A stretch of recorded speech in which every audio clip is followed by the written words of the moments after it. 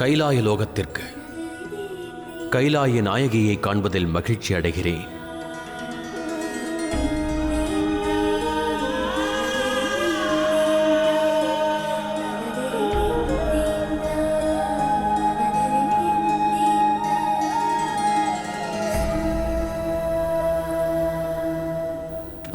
வேண்டாம் நந்தி அவர்களே. பல வருடம் கழித்து இருவரும் இணைந்துள்ளனர். அவர்கள் பரிமாறிக்கொள்ள 1000 வார்த்தைகள் இருக்கும். இப்பொழுது அவர்களை தனிமையில் விடுவதே சாலச் சிறந்ததாகும்.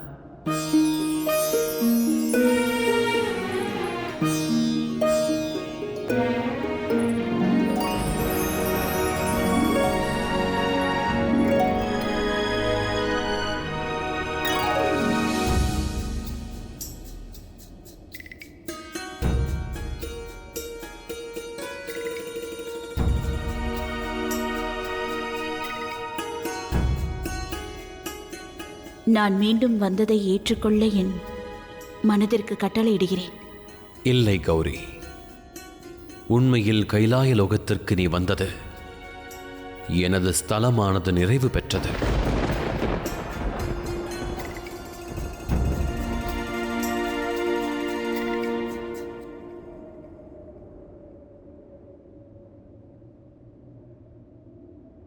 என்னால் இதை நம்ப இயலவில்லை.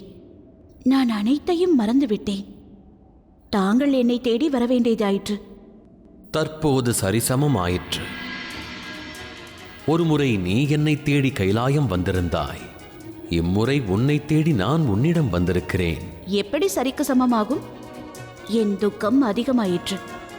நான் அனைத்தையும் மறந்திருந்தேன். அனைத்தையும் மறக்க வேண்டியது நீ பெற்ற வரமாகும் கௌரி. உண்மையை கூற வேண்டுமென்றால் எனக்கே அதிக சங்கடங்கள் நேர்ந்தது. நீ என்னை தேடி வந்த சமயம் நான் தவத்தில் ஆழ்ந்திருந்தேன். எனினும் உன்னை மறக்க எண்ணியதில்லை. தாங்கள் என்னை தேடி வந்தபோது நான் அனைத்தையும் மறந்திருந்தேன். தாங்கள் தான் தியானத்தில் இருந்தீர்கள்.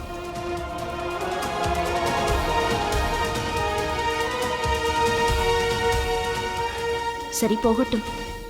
மேலும் ஒரு அத்தியாயம் முடிந்துவிட்டது. ஒரு அத்தியாயத்தின் முடிவுதான் அடுத்த அத்தியாயத்தின் ஆரம்பமாகும் கௌரி. நவதுர்க்கைகளின் அடுத்த அத்தியாயத்தை அறிந்து கொள்வதற்கு ஆயத்தமாகு. நான் கைலாய நாயகி, மகாதேவரின் மனைவி.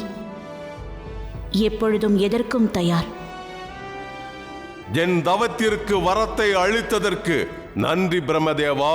நீ இந்த வரத்தை உன் சூழ்ச்சியால் பெற்றிருந்தாலும் அதனை இப்பிரபஞ்சத்தின் நன்மைக்காக பயன்படுத்துவாய். எங்கு செல்கிறீர்கள் பிரம்மதேவா? நீ விரும்பிய வரத்தை நான் அளித்து விட்டேனே. இனி நான் இங்கு இருக்க அவசியமில்லையே. அதை நான் தான் முடிவு செய்ய வேண்டும். ஏனென்றால் வரத்தை பெற்ற பலன் என்னிடம் இருக்கிறது. நீ என்ன கூற வருகிறாய்? அதுவா, தங்களின் பிரியமான பக்தர்களை காணாமல் எங்கு செல்கின்றீர்கள்?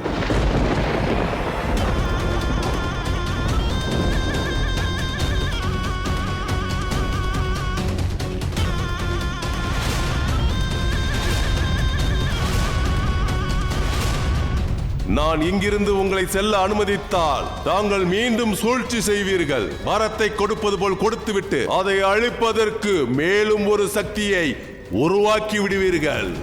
நான் அதை விரும்பவில்லை. என்னை அழிப்பதற்கு எந்த தேவியையும் உருவாக்க கூடாது. ஏனென்றால் தாங்களும் மும்மூர்த்தி சக்திகளில் ஒருவராவீர். அதனால் தாங்கள் என் விருந்தினராக எப்பொழுதும் இங்குதான் இருக்க வேண்டும்.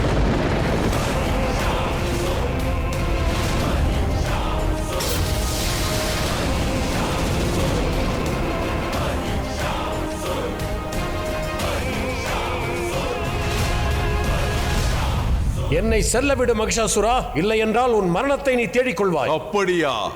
நான் எனது மரணத்தை அல்ல, மகா காளியை வரவழைக்கப் போகிறேன். அவள் வந்ததும் அவள் கதையை முடித்து அசுரர்களின் பொன்னான காலத்தை உருவாக்கப் போகிறேன்.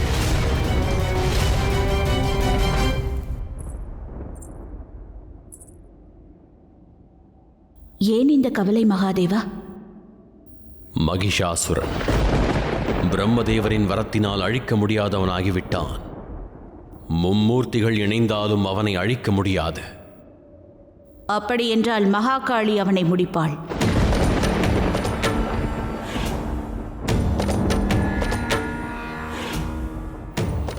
ஏன் இந்த மௌனம்? தாங்கள் தானே கூறுவீர்கள் அனைத்து சங்கடங்களுக்கும் முடிவு இருக்கிறது என்று. அப்படியென்றால் நிச்சயம் இதற்கும் முடிவு இருக்கும். மகிஷாசுரன் விசித்திரமான வரம் பெற்றிருக்கிறான் கௌரி. அவனுடைய அழிவு ஒரு பெண்ணால் மட்டுமே சாத்தியம். அவள் மும்மூர்த்திகளின் சக்திகளையும் பெற்றிருக்க வேண்டும். அதில் என்ன பிரச்சனை? தாங்கள் மூவரும் இணைந்து அப்படி ஒரு சக்தியை உருவாக்குங்கள். அதை எனக்கு அழியுங்கள். அதற்கு சாத்தியமில்லை. ஏன் மகாதேவா? மகிஷாசுரன் அப்படி ஒரு சக்தி உருவானால் அதை நிச்சயம் விரும்ப மாட்டான். ஆகையால் பிரம்மதேவரை அவன் கட்டுப்பாட்டிற்குள் வைத்திருக்கிறான்.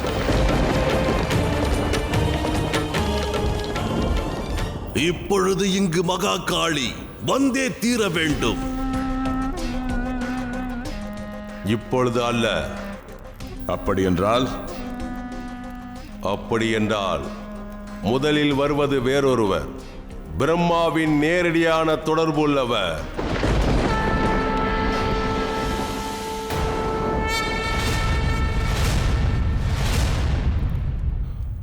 வருக வருக நாராயணா.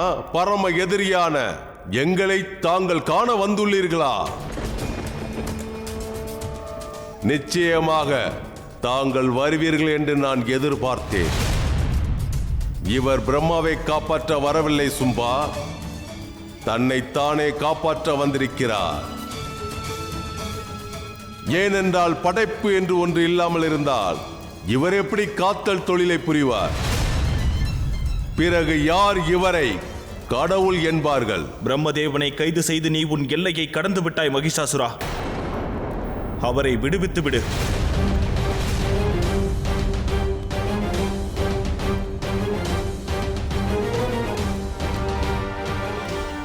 நான் இவரை விடுதலை செய்ய அல்ல, உங்கள் மும்மூர்த்திகளையும் என் எல்லைக்குள் கொண்டு வரவே கைது செய்தேன் நாராயணா. பிரம்மன் வந்துவிட்டார். அடுத்து தாங்கள்தான். உனக்கு நல்ல முறையில் எது கூறினாலும் புரியாது மகிஷாசுரா.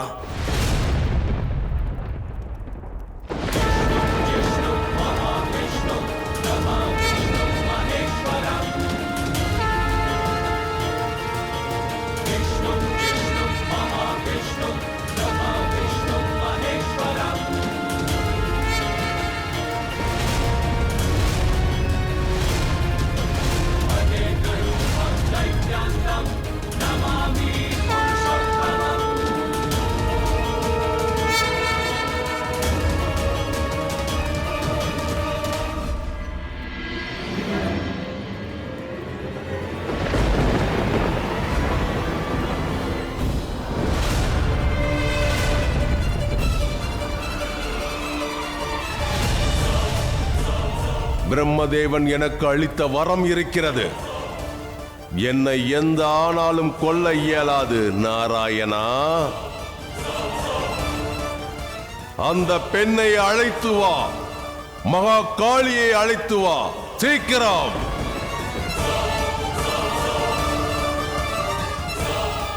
நாராயணரை என்னால் தடுக்க இயலவில்லை. ஆனால் தாங்கள் அங்கு செல்வதை நான் நிச்சயமாக தடுப்பேன் தந்தையே. என்னுடைய கருத்து என்னவென்றால் மகாதேவர் அங்கு சென்றுதான் ஆக வேண்டும்.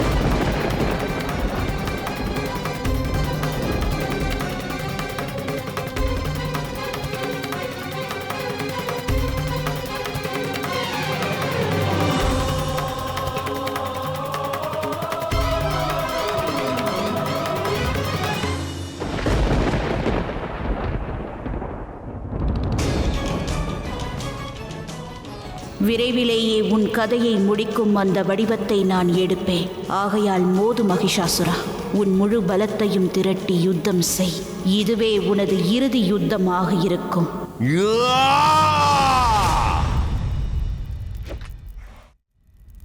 பிரம்மலோகத்தை மட்டுமல்ல, வைகுண்டத்தையும் என் கட்டுப்பாட்டுக்குள் கொண்டு வருவேன்.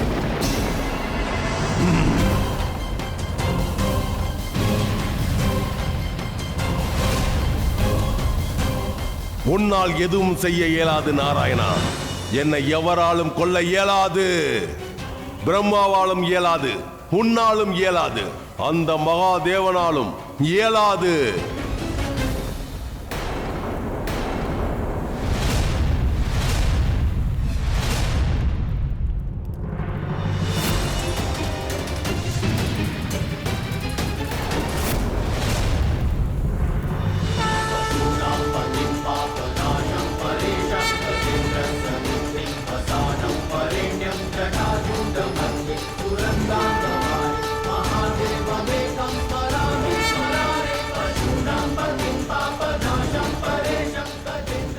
மகாதேவா,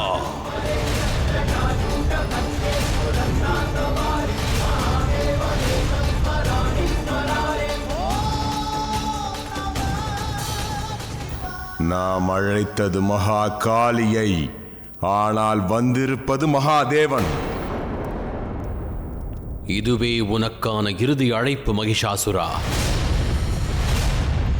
நான் கூறுகிறேன், முன்னேறிச் செல் மகிஷாசுரா. இன்று பிரம்மலோகம் மற்றும் வைகுண்டத்திற்கு மட்டுமின்றி கைலாயத்திற்கும் அதிபதியாகிவிடு.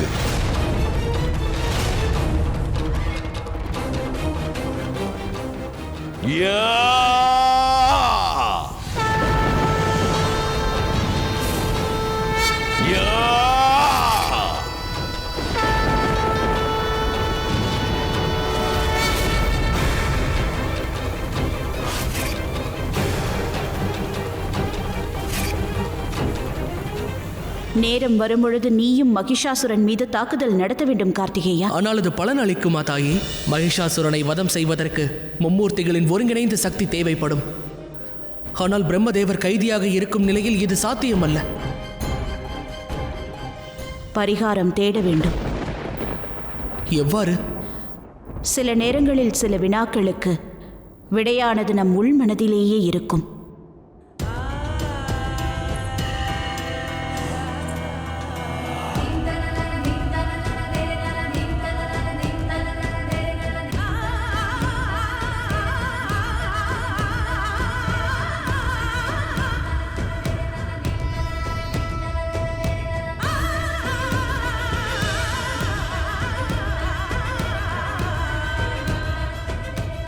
அவனுடைய அழிவென்பது ஒரு பெண்ணால் மட்டுமே சாத்தியம். அவள் மும்மூர்த்திகளின் சக்திகளை ஒருங்க பெற்றிருக்க வேண்டும். ஆனால் இப்படி ஒரு சக்தி உருவாவதை மகிஷாசுரன் விரும்ப மாட்டான். ஆகையால் அவன் பிரம்மதேவரை அவன் கட்டுப்பாட்டிற்குள் வைத்திருக்கிறான். ஒரு பெண் தன் சுயத்தை இழந்து விட்டால் அவள் சங்கரனாகி விடுவாள். அவள் சங்கரனாகி விடுவாள். அவள் சங்கரனாகி விடுவாள். அவள் சங்கரனாகி விடுவாள். விடை கிடைத்ததா? ஆம்.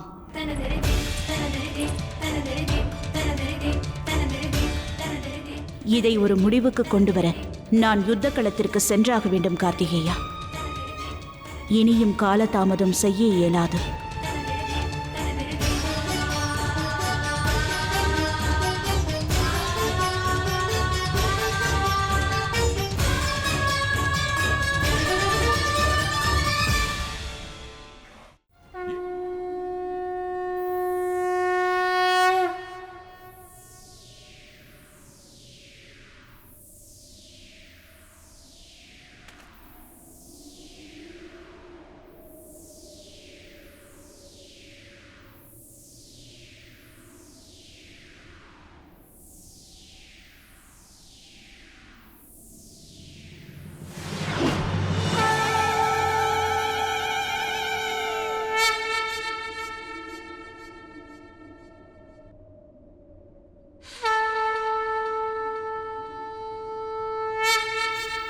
உன் தாயின் கதையின் அடுத்த அத்தியாயத்தை நீ அறிய வேண்டாமா கார்த்திகேயா? இந்த அத்தியாயத்தை நீ கேட்கப் போவதில்லை, காணப்போகிறாய். வா என்னுடன்.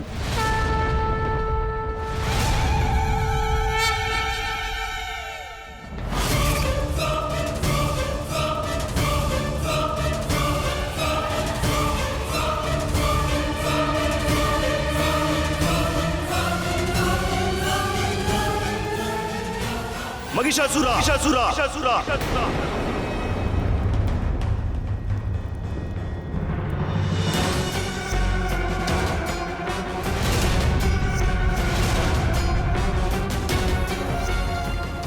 வா, உன்னைத்தான் நான் எதிர்பார்த்தேன். இன்று இந்திரலோகமும் எனக்கு வசமாகும்.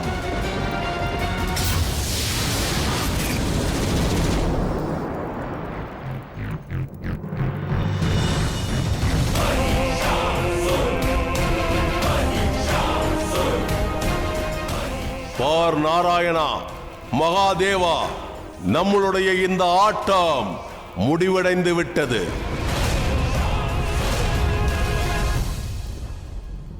மகிஷாசுரா,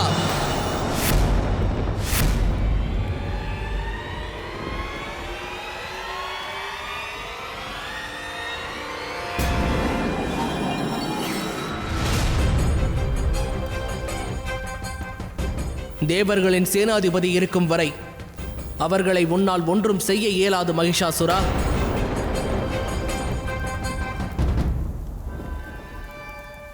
அவள் வந்து கொண்டிருக்கிறாள் நாராயணா.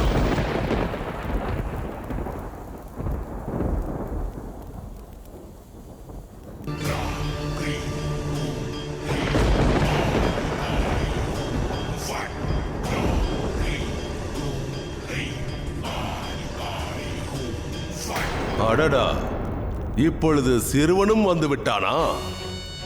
நீ எனது கால் தூசிக்கு பெறமாட்டாய். நீ எனக்கு எதிராக குரல் எழுப்புகிறாயா? செல் பாலகா, உனது அறியாமையை நான் மன்னிக்கிறேன். செல், சென்று சில நாள் வாழ்ந்துவிடு. வீரர்களின் வயதினால் அல்ல, திறமையினாலே மதிக்கப்படுகிறார்கள். நான் தாரகாசுரனையே அழித்தவன் என்பதை மறந்து விடாதே. ஆஹா, அத்தகைய மாவீர அசுரனை கொன்றவனுக்கு நிச்சயமாக எனது கருணை கிடைக்காது. நீயும் இறக்கத்தான் போகிறாய்.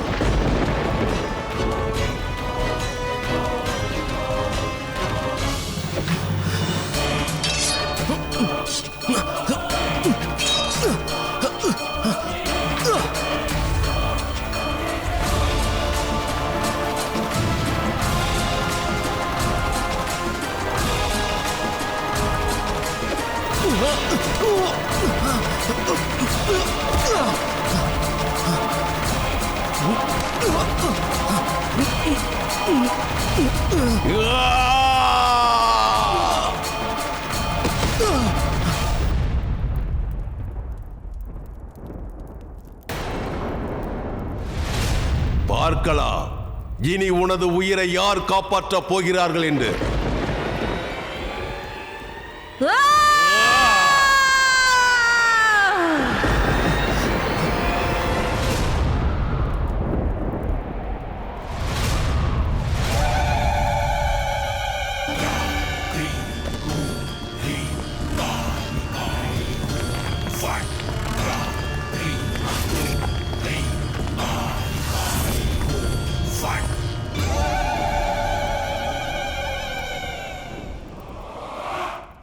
ஒரு குழந்தை தன்னை காத்துக் கொள்வதற்காக தாயை அழைக்க வேண்டிய அவசியமில்லை மகிஷாசுரா.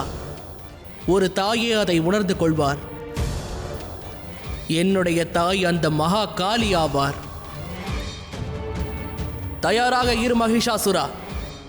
யுத்தம் இப்பொழுதுதான் ஆரம்பமாக போகிறது. அது உனக்கு அழிவையே தேடித்தரும்.